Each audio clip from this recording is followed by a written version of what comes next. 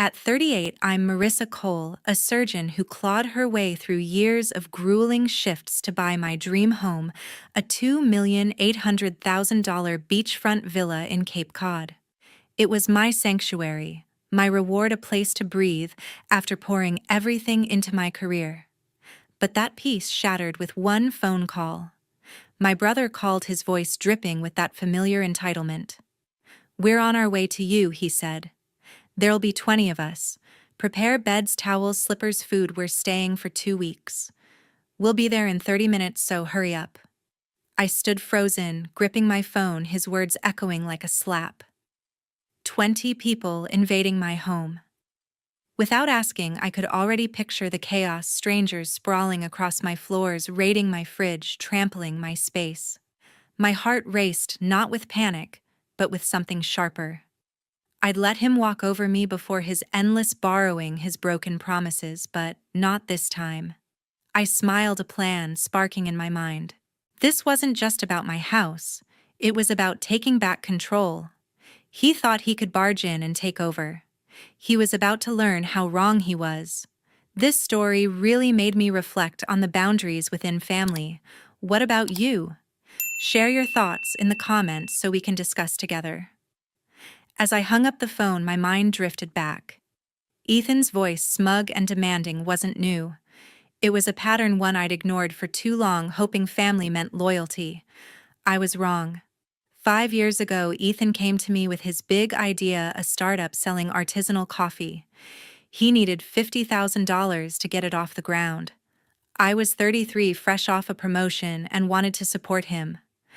I wrote the check, no questions asked, believing his promises of repayment. The business folded in 6 months. He never paid me back, not a dime, claiming the market crashed. I let it slide, thinking family deserved second chances.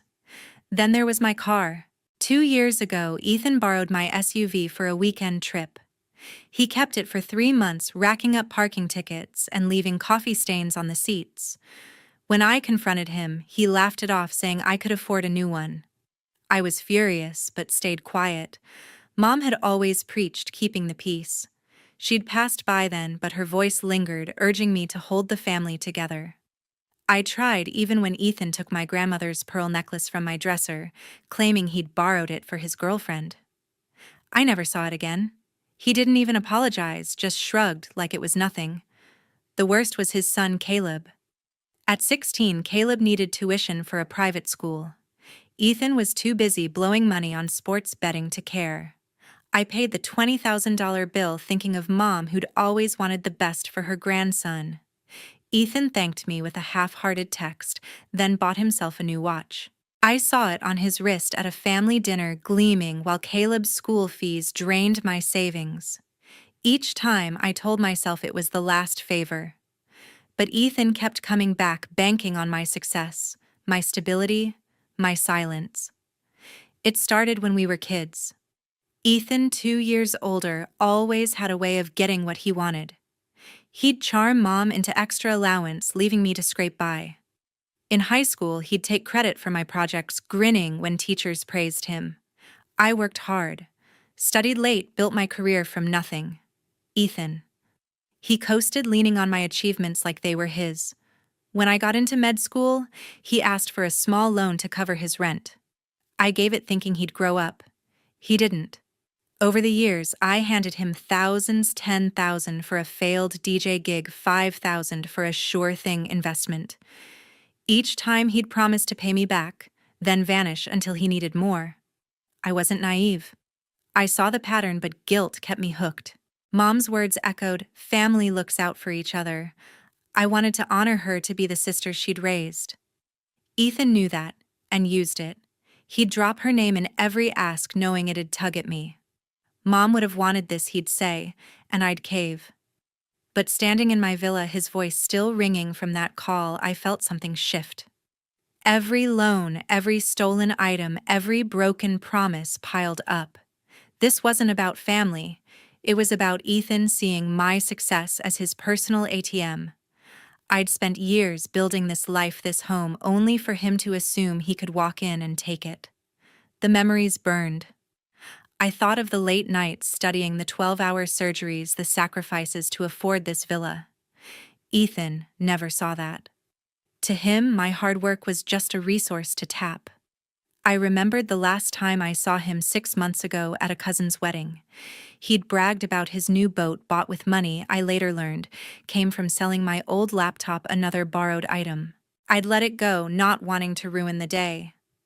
But now, with 20 people about to invade my home, I was done. Ethan thought he could keep taking.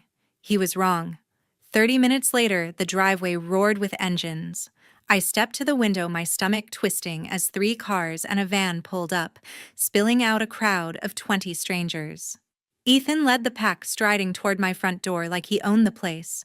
Before I could even open it, they pushed inside, their laughter loud and careless, carrying bags of chips, 6 packs of beer, and pizza boxes.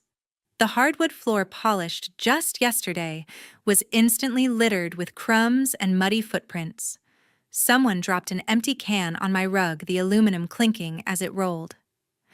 I stood frozen, watching my sanctuary turn into a frat house. Ethan didn't even glance at me as he tossed his duffel bag onto my couch.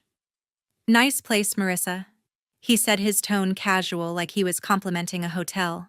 His friends spread out, opening my fridge, grabbing bottles, and cranking music from a portable speaker. The bass thumped through my walls, drowning out the sound of the waves I'd come here to hear. One guy sprawled on my armchair, propping his boots on the coffee table. Another opened a bag of nachos, scattering orange dust on my white cushions. I clenched my fists, the air in my lungs feeling heavy. This was my home, my escape, and they were tearing it apart without a second thought. I followed Ethan as he headed upstairs, his sneakers tracking sand on my staircase. "Where's the best room?" he asked, not waiting for an answer. He pushed open the door to my bedroom, the one with the floor-to-ceiling windows facing the ocean. "This'll do," he said, tossing his jacket on my bed. "Me and a few guys are taking this one. You've got other rooms, right?" His smirk made my blood boil. I'd spent months designing that space, every pillow, every frame chosen to make it mine. Now he was claiming it like it was his right. "Ethan, you can't just take my room," I said, my voice sharp but steady. He turned, raising an eyebrow as if I'd said something absurd. "Relax, Marissa. It's just 2 weeks. You're not using it all the time, are you?" His friends lounging in the hallway chuckled, egging him on. One of them, a woman with a beer in hand, called out, "Yeah, lighten up. It's a party." I stared at Ethan, waiting for him to correct her, to acknowledge this was my home. He didn't. Instead, he grabbed a pillow from my bed and tossed it to one of his buddies. "Make yourself comfortable," he said, ignoring me completely. The violation hit me like a wave. This wasn't just about a room or a mess. It was my space, my life being trampled by people who didn't care. I thought of the years I'd spent building this, long surgeries, skipped vacations, every dollar saved for this villa. Ethan knew that. He'd seen me grind, yet here he was, turning my home into his personal playground. I watched a guy spill beer on my kitchen counter, not even bothering to wipe it up.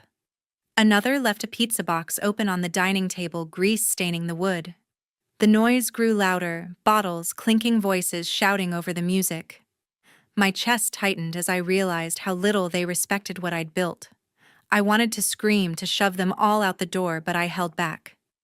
Ethan's dismissal stung worse than the mess. He acted like my home was a free Airbnb, like my boundaries didn't exist. I stood in the doorway of my bedroom, watching him unpack his bag, tossing clothes onto my chair.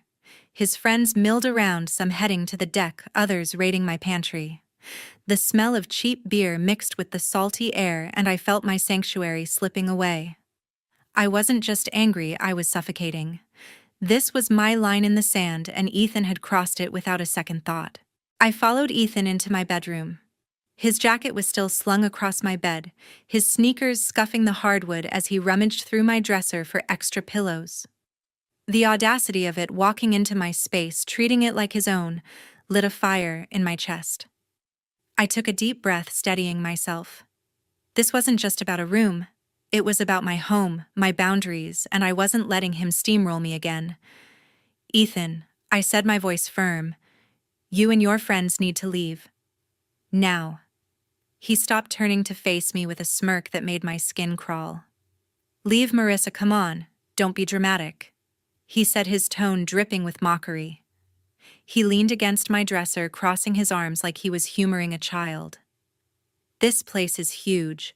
There's room for everyone. Why make a big deal out of it? His words were sharp cutting, meant to make me feel small. I stood my ground, staring him down. This is my house, Ethan. You didn't ask. You don't get to decide who stays. His laugh was loud, almost theatrical, echoing through the room. Oh, Marissa, lighten up, he said, rolling his eyes. We're family, Marissa. Family shares, right? You've got all this space and you're hoarding it like some miser. He gestured around as if my home was a public park. The word family hit me like a jab, twisting my resolve. He knew exactly what he was doing, pulling that card to make me second-guess myself. I remembered Mom's voice, her lessons about unity, but this wasn't unity. It was invasion. Downstairs, his friends caught wind of the tension. A guy in a baseball cap leaned over the staircase railing, grinning. Yo, Ethan, she's serious, he called, chuckling like I was the punchline. A woman with a half-empty beer bottle joined in, shouting, Let's all just chill. Okay, it's a vacation. The group erupted in laughter, their voices blending with the thumping music. I felt their eyes on me, judging, dismissing. It was like standing in a spotlight, every word I said mocked. Ethan didn't correct them. Instead, he shrugged, turning back to me with a smug look. See, everyone's cool with it. You're the one making it weird. I clenched my jaw, my hands trembling. The room felt smaller, the air thicker as their laughter pressed against me. I wanted to scream, to drag them all out myself, but I knew I couldn't. Not yet. Ethan, I'm not joking. I said, my voice low but steady. You're not staying here. None of you are. He raised an eyebrow, unfazed, and tossed another pillow onto the bed. You're gonna kick out your own brother, really, Marissa? After everything we've been through, his tone softened, but it was fake, a ploy I'd fallen for too many times. He stepped closer, lowering his voice. Mom would have wanted us to stick together. You know that. That was the knife he twisted. Mom. He always brought her up when he wanted something. I saw her face in my mind, her warm smile, her endless patience. But I also saw the truth. She'd never have let him walk over me like this. My resolve hardened, but the weight of his words, the jeering from his friends, made me feel like I was drowning. I was 1 against 20, their voices loud, their presence overwhelming. For a moment I felt powerless, like every time I'd let him take and take without consequence. But something snapped inside me. I wasn't that sister anymore, the one who caved to keep the peace. I thought of the villa, every dollar I'd earned, every sacrifice to make it mine. Ethan didn't get to rewrite that story. This isn't about family, I said, my voice cutting through the noise. This is about respect, and you have none. His smirk faltered just for a second, but he recovered quickly, waving me off. You'll get over it, he said, turning back to his bag. His friends cheered their support like a wall between us. I stood there, heart pounding, knowing I couldn't let this slide. I wouldn't. I slipped into my study and called Bridget. The door clicked shut behind me, muffling the thumping music and laughter from downstairs.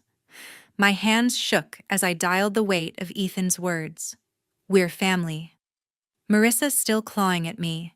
Bridget picked up on the second ring, her voice warm and steady. Marissa, what's wrong? You sound off.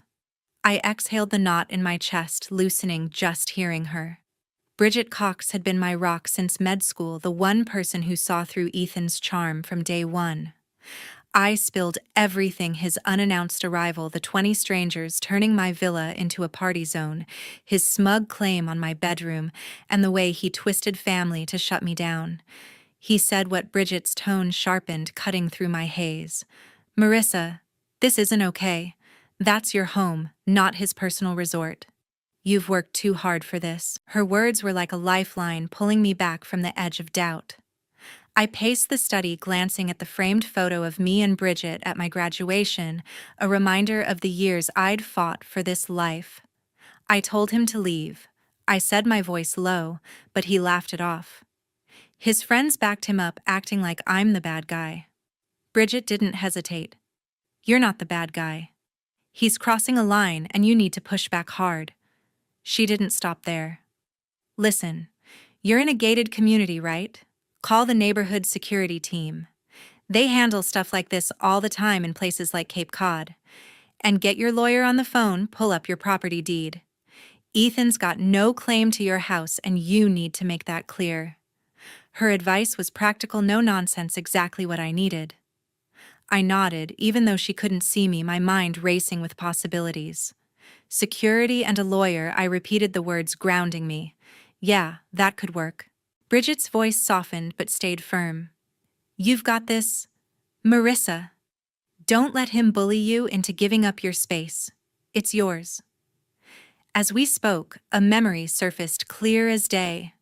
I was 12, sitting at the kitchen table with Mom June Cole while she chopped vegetables for dinner. Ethan had just borrowed my bike without asking, leaving it scratched in the driveway. I was furious, but when I complained, Mom looked at me, her eyes calm but serious. Marissa, your things are yours. People can only take what you let them. Respect starts with you. Her words had stuck even after all these years. June wasn't here anymore, but that lesson was etched deep, a quiet strength I'd forgotten until now. Ethan wasn't just taking my room. He was disrespecting everything I'd built, everything Mom had taught me to value. Bridget's voice snapped me back. You still there? She asked. I nodded again, clutching the phone. Yeah, I'm here. I remembered something Mom said about respect. She'd hate this Ethan acting like my home's his playground. Bridget sighed. Exactly. June would have called him out in a heartbeat. You need to do the same. You're not alone in this. Okay, I'm here and you've got the tools to fix it. Her confidence was contagious, sparking something fierce in me. I wasn't powerless. I had options, security, a lawyer, my own resolve. I hung up, my heart still pounding but steadier now. I opened my laptop, pulling up the contact for the neighborhood security team. My fingers hovered over the keys, hesitating for just a moment. Ethan's face flashed in my mind, his smirk, his casual dismissal, but so did Mom's voice, Bridget's encouragement. This was my home, my sanctuary, paid for with years of sweat and sacrifice. I wasn't letting Ethan take that from me, not this time. I dialed the security team's number, my voice calm as I introduced myself. Hi, this is Marissa Cole. I need assistance at my property. As I spoke, I felt the fire in me grow. I was done being pushed around. With Bridget's words in my head, I picked up the phone. My fingers moved fast, dialing the neighborhood security team's number. This is Marissa Cole. I said, my voice steady despite the chaos downstairs. I have uninvited guests at my property who refuse to leave. The operator was calm, professional, promising a team would arrive within 10 minutes. Next, I called my lawyer, Karen, who'd handled the villa's closing. Karen, I need you to confirm my property deed, I told her, explaining Ethan's invasion. She promised to email the documents within the hour, her tone sharp with indignation on my behalf. I opened my laptop, digging through files to find the deed myself, ensuring every detail was ready. This wasn't just a phone call. It was me drawing a line. I headed downstairs, the music louder now, a pulsing beat that rattled the windows. Ethan was in the kitchen, popping open another beer, his friends sprawled across my living room. I took a deep breath, steeling myself. Ethan, I said, standing in the doorway, I'm giving you one last chance. Take your friends and leave, or I'm escalating this. He didn't even look up, just took a swig from his bottle. Escalating, he said, his voice thick with sarcasm. What you gonna call the cops over a family visit? His friends snickered, one tossing a chip into his mouth, crumbs falling onto my rug. Their dismissal stung, but I held my ground. my resolve unshaken. The party didn't stop. Someone turned the music up, the bass vibrating through the floor. A woman danced on my coffee table, her drink sloshing onto the glass. Another guy rummaged through my pantry, pulling out snacks I'd bought for myself. The air was thick with the smell of beer and pizza, my sanctuary now a circus. I felt the pressure building, my heart racing as their laughter mocked my demand. Ethan leaned back against the counter, smirking. "You're wasting your time, Marissa," he said, waving a hand. "We're not going anywhere. Just enjoy the vibe." His casual arrogance was a slap, pushing me to act. I pulled out my phone, stepping back to capture the scene.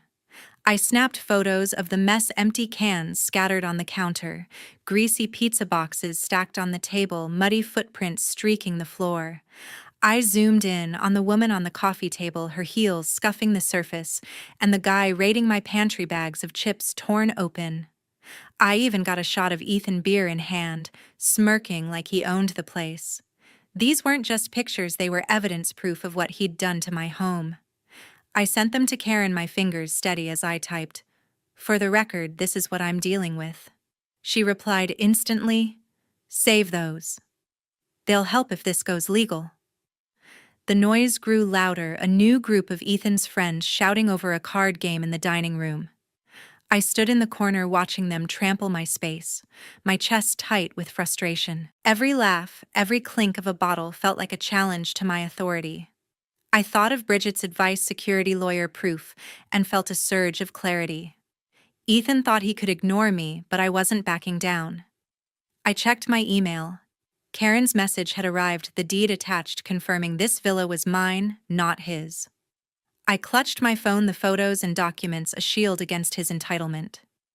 Time was ticking, security would be here soon, and I was ready to end this. 10 minutes later, the security team arrived. 2 black SUVs pulled into the driveway, and 3 uniformed officers stepped out, led by Officer Craig Spencer. His broad frame filled the doorway as he knocked, his voice calm but commanding.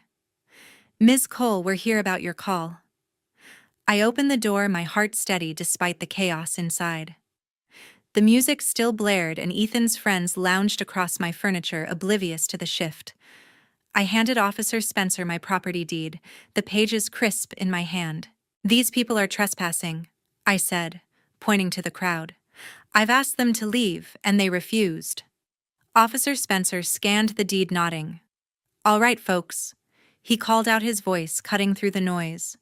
"This is private property. You need to pack up and leave now." The music stopped abruptly, and a hush fell over the room. Ethan pushed through his friends, his face red with anger. "You're kidding me, right?" he snapped, glaring at me. "Marissa, you called security. On your own brother." His voice dripped with betrayal, but I saw through it, another attempt to twist the narrative.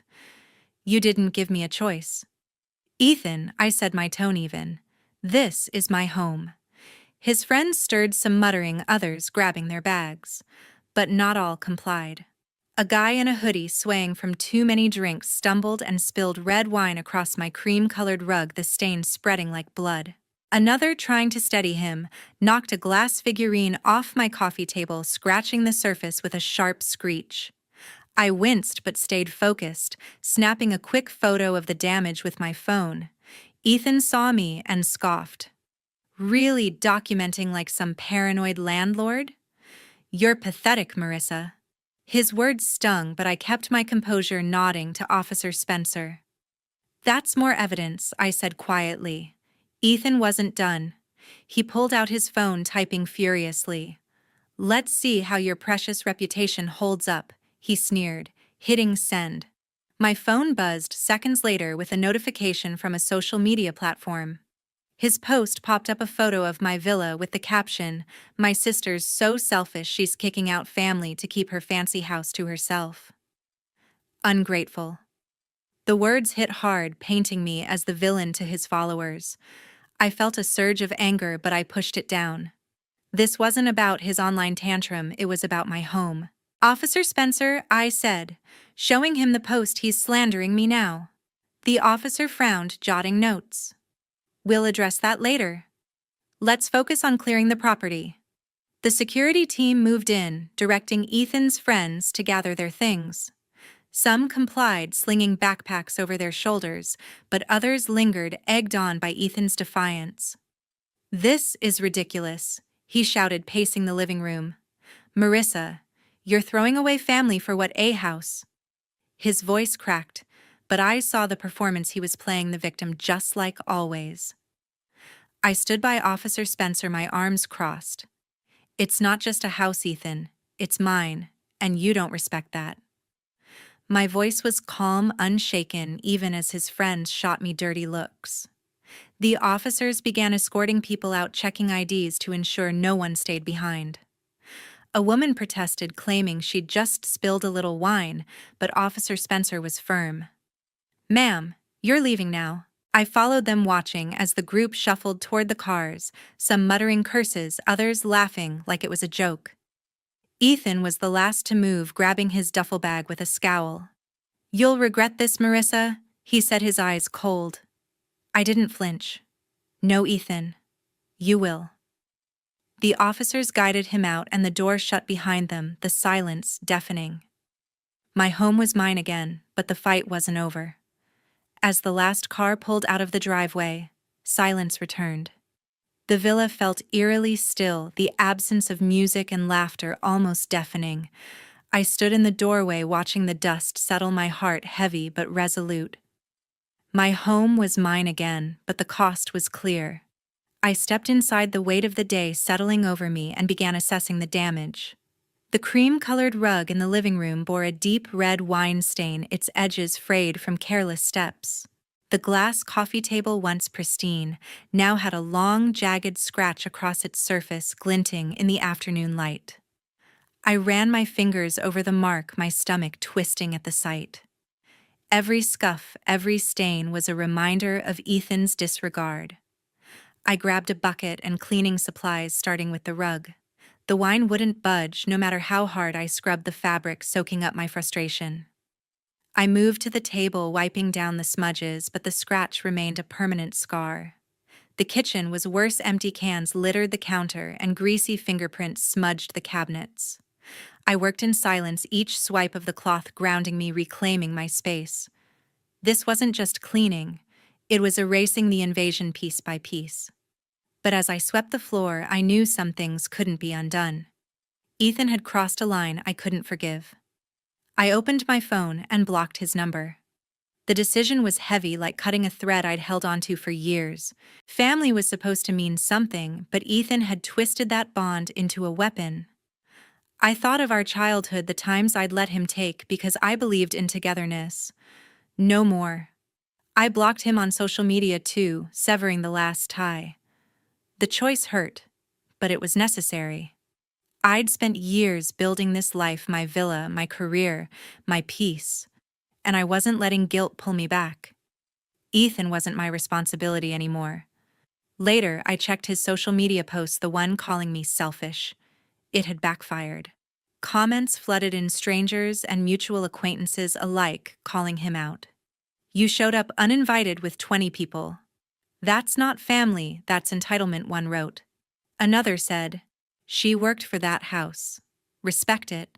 His followers, the same ones who'd cheered him on, now questioned his story. A few even messaged me, offering support, appalled at his behavior. Ethan's attempt to shame me had turned on him, his credibility crumbling under the weight of his own actions. I didn't feel vindicated, just tired. His loss wasn't my victory. It was just the end. As I sat on my deck watching the waves crash against the shore, I reflected on what this ordeal taught me. Setting boundaries isn't selfish. It's survival. Family doesn't get a free pass to disrespect you, no matter how close the blood. I'd spent too long bending to keep the peace, but peace at the cost of my dignity wasn't worth it. This villa, this life was mine, because I earned it, and no one, not even Ethan, could take that away. I thought of Mom's lessons, her voice in my head about respect, and realized I'd honored her by standing firm. Boundaries weren't walls, they were doors I chose to open or close. I want to thank you all for listening to my story. It's not easy to share something so personal, but I hope it resonates with you. Have you ever had to set a hard boundary with someone you love? How did you handle it? Drop your thoughts in the comments. I'd love to hear your stories. And if this moved, you please hit that subscribe button. Your support means the world, and I'll keep sharing real stories like this one. Let's keep the conversation going.